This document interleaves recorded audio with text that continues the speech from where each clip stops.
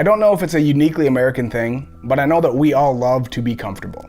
Now, getting comfortable is not necessarily a bad thing, but I do want to caution you a little bit about getting too comfortable. It was almost exactly a year ago that my wife and I bought a new computer, right? I had to get one for work, and I had to get one that was good for editing, because that's what I do, is I edit video now. So a computer that doesn't do good for editing doesn't do me any good. So I had to get a good enough computer that I could edit video on, which means I had to spend more money on a computer than I wanted to spend. So when I bought this new laptop, I was like super extra careful with it. Like I was not gonna let anything near it. I wouldn't move it like from my desk. Like I was afraid to take it out anywhere, even in a case. Like I was like super careful about this thing. But as time went on, I got more and more comfortable with it. And the thing is, when you get more comfortable with something, it loses some value to it.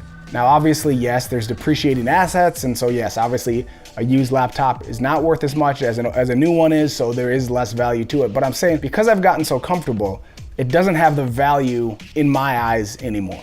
It's still worth quite a bit. It's still a nice computer, but it just doesn't have that value to me anymore because I've gotten comfortable with it. Jocelyn and I were very comfortable back in Minnesota. A year and a half ago, roughly, we moved here to Southern California. And to be honest with you, San Diego was really uncomfortable. I didn't know the city very well. I didn't know people here at all. I didn't even know where the closest gas station was. I didn't know where to do my shopping. I didn't know, I just wasn't comfortable, right? But the longer we lived here in San Diego, the more comfortable I got. And right now, honestly, I'm very comfortable in San Diego. I can get around to most places without even using my GPS. When we first moved here, to go anywhere, we had to put in our phone. To go to church, to go to Jocelyn's work, to go to the gas station, we had to put it in our phone to find where Target was. So I'm very comfortable here in San Diego now, but I'm careful to not get too comfortable, because with that comfort level, with that us settling into our everyday lives, it's easy to get comfortable and not appreciate Southern California as much as we did when we first moved here. We don't appreciate the gorgeous views, the beautiful weather that we have here every single day. So Jocelyn and I are pretty careful about, we don't want to get too comfortable here in San Diego. I'm not saying that we want to be unhappy and we want to be unsettled, but it's okay. I think you can find that balance of kind of being settled and being comfortable, but not getting too comfortable. We do this with things, we do this with places, but we also do this with people. We get too comfortable.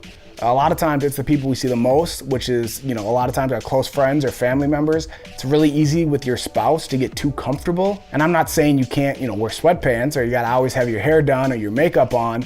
But what I'm saying is, don't get too comfortable that you don't appreciate the value of the people that God has placed in your life. Just like I kind of forgot about the value of this laptop as I got more comfortable. And it's tempting to kind of forget about the value of San Diego now that we're comfortable here. Don't get so comfortable with the people in your life that you lose sight of their value.